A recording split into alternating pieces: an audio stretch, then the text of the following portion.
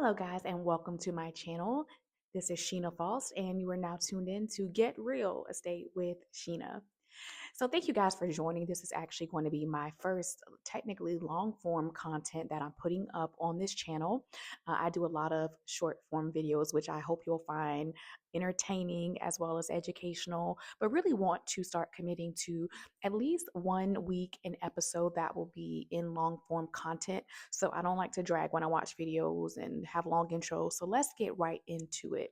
Now, to give you a little bit of a background about me, I have been selling real estate for multiple years. I actually started out selling new construction and I sat on site for a builder. I did that for, again, many years, was really successful at it, did a really great job at it, had some wonderful customers and gained some really incredible interactions and really learned how to have more of a business sense from being on site. So expect to have some new construction specific videos coming from me on this channel. However, I really want to speak today on the topic that you'll see in the thumbnail, which is why every Black American should own a home. Now, I could come to you like many other real estate agents do and tell you about generational wealth. And yes, this is true. I can also tell you about interest rates and refinancing and the typical kind of realtor spiel of marrying the house and dating the rate. Again, also true. However, what I really want to hone in today is the fact that home buying at its nature is really an emotional purchase. Now, sure, there are benefits of investment and uh, things like that for sellers and buyers that are certainly coming into play when purchasing a home, and there that is a wonderful benefit. However, it is not the end all and be all. I'm currently in a deal right now, and I'm telling you, I had to tell my buyer who didn't really listen to me on the front end just how emotional this thing really is for a seller, as well as the purchase is for him and his partner. But anyway, we'll get into that on another video. I wanted to talk though, when I started my real estate career, again, I had great interactions, did a great job, had a good rapport with customers. I was technically representing the builder, as many customers would have their own realtor to specifically represent them in for a buyer's transaction on the buyer's side.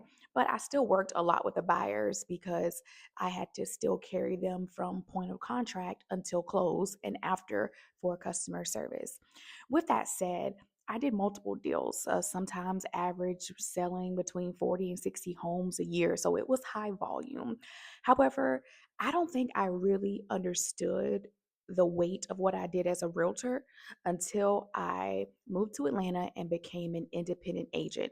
Not only that, but seeing a movie. I'm also an actor and screenwriter too. Feel free to find me on YouTube with that channel as well.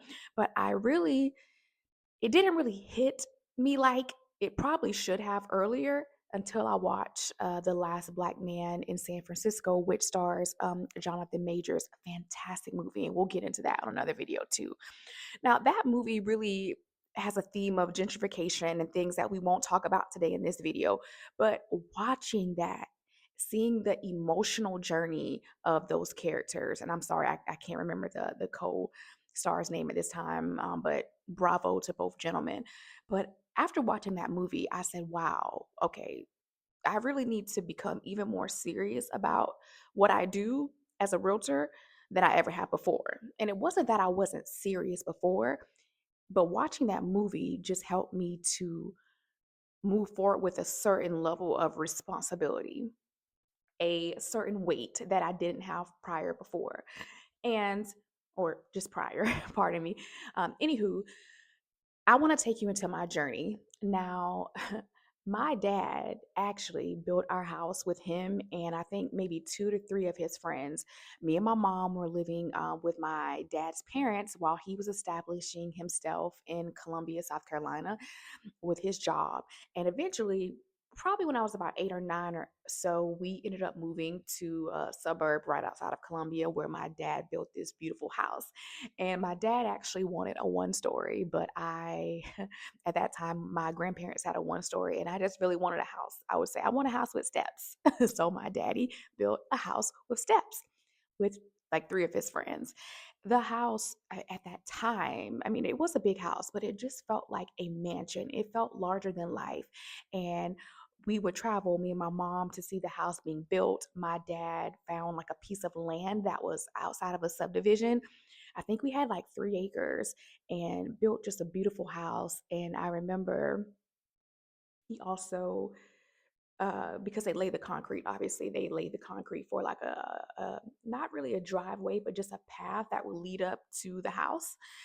Because we didn't have a garage. He said he ran out of money, so we didn't have a garage. But he did have this like pathway that people could walk, so they wouldn't have to like walk on grass. And in that pathway, he had, when he laid the concrete, I guess they did it with like some tool. He put all of our names, my mom's name, my name, his name, my grandparents' name, I think my uncle and a couple of our close, my godmom and a cousin who we are blood related to as well. And at the time, I'm thinking, wow, like I understood then what that meant, but looking back now, it just almost makes me emotional because of what my dad was able to establish as a Black man and all the steps he really took to make that home personal. Now, we did end up selling that home, and it was very emotional because of what it meant to us. But looking back now, I'm so grateful for my dad that that was part of the legacy that he passed on to me, which was to own a home. My granddad, who was born in the 20s or the 30s, also had their own home. And my granddad also, even though he lived in a very small town, also had, I think, two rental properties. So that's kind of been in our blood. And, as Black people in America, I think we're taught or we have this expectation that that's not possible for us. Now, my family uh, weren't millionaires. We will be very, very soon. Okay, we're claiming that as we work hard. But my family weren't even millionaires, but they still aspired to really push the limits of what our ceiling was. And I'm so grateful to them. And because of that, because of my granddaddy having a home, because of my dad, building a home, it was almost like I didn't even plan to be a realtor. It sort of happened that was part of my path. But I also have owned a home and have since sold it. But that was just part of my legacy. It's like, no, you own. So I just wanted to leave with that story because it's such a fundamental part of my passion as a realtor. Now, of course, I sell to people of all races and nationalities and backgrounds. But I think specifically, I wanted to really send out a signal for us as Black people because as I'm thinking about my first topic for this video, and I didn't want to get super educational and bring out diagrams, and perhaps we'll get there at a later date, but I really just wanted to again come from the heart because of the emotional the emotionalness, we just gonna pretend that's a word, y'all, that is home buying, and that sometimes is what really pushes people to get out and shop because it's a transaction. It's people buy. I think there was a sales term that says that people buy with emotion, but justify it with logic. So everything that we do, everything that we purchase, because we can stay in four walls with air conditioning and heat, but what makes people really go out and get a certain house in a certain area of town with certain schools? It's the emotion, it's what it means for the said buyer. So I wanted to open with that. Now, as we tie this into why every Black American should own a home, which is the title of this video, and tying it back to the last great, and sorry, as we tie this video, pardon me, as we tie this video as we kind of lump this video back into the title, which is so as we tie this back into the title, which is why every Black American should own a home, And again, we want to keep this surface level when it comes to history. All right. Whether you believe that we are indigenous to this land or we came from Africa, well, let's not get into that too much. All right. But there's always been this overarching theme of Black Americans not feeling at home because of being separated from our ancestors, and not knowing, having our last names removed, and just a certain level of an identity being lost. And I also thought of how, a lot of us, if we come from, subpar conditions or what have you, we'll say, oh, I'm from the streets. And we know what that means as a people. We know the slang and what it says, but it made me think of how even that saying, it seems innocent, and I understand it as a Black person in America. I totally get it, okay? But even that saying alludes to not a place of structure, not a place of safety. The streets are unguarded, it's open. And so I thought about how even things like that are weaved into our culture. And again, it may seem innocent, but it really means a lot. And so as you are preparing for this year, um, no matter where you are right now, just know that it is possible for you as a Black American to own a home. Now, we know that there have been certain things, redlining and blockbusting policies and things that have made it harder for us to be on the same level as our counterparts. So, in closing, I hope that you have found this video helpful. I hope it encourages you to see home ownership for you as a possibility, as something that is within reach.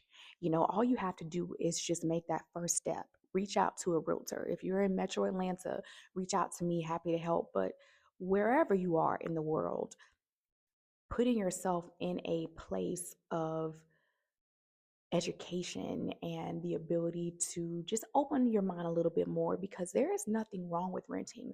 Renting is perfectly acceptable in some seasons, but ultimately, there is nothing like owning a home. And it's important for us. It is super, super important for us. And I hope you found this video helpful. And I would love to see you back for future episodes. If you have anything that you would specifically like me to talk about in another episode, feel free. I'm here for you. We make it a little bit more sophisticated with, some like PowerPoints or things like that. But again, just wanted to come from the heart today. It's not a perfect setup. I'm a film producer again, so I love things to be edited, and I just really don't want that for this channel. In general, I want it to be just a straight shooting conversation, and hope that at the end of the day, it will cause you to move into action. So again, this has been the first long form episode of Get Real Estate with Sheena, and I hope to see you back for the next one. Take care.